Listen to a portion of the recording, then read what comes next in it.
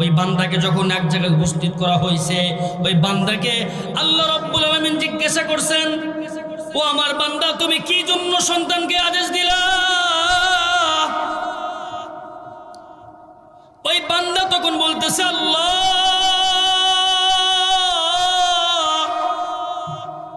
দুনিয়ার কোনো মানুষ জানে না, কিন্তু আপনি কিন্তু ঠিকই জানেন কি জন্য আমি আমার সন্তানদেরকে আদেশ দিয়েছিলাম।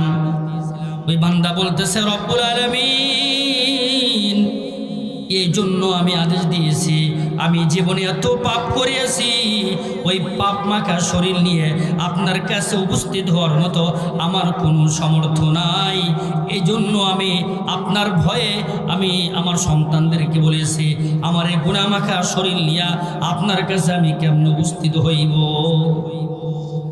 আল্লাহ তাআলা বলেন, দুনিয়ার কোনো মানুষ যখন রাত্রে গুনাহ করে, এই ব্যক্তি যদি দিনেও আল্লাহকে ডাকে, বলে, আল্লাহ,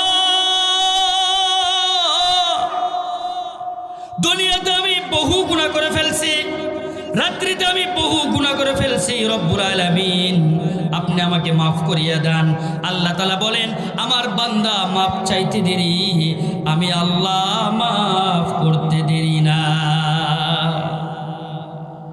এরপরে কোনো বান্দা যদি দিনে গুনাহ করে, দিনে অনেক মানুষ আছে যাদের বাচ্চা হয় না, তারা শুধু মাজারে মাজারে দৌড় করে, এই জাতীয় মানুষ আছে না নাই? কথা বলেন ঠিক কিনা?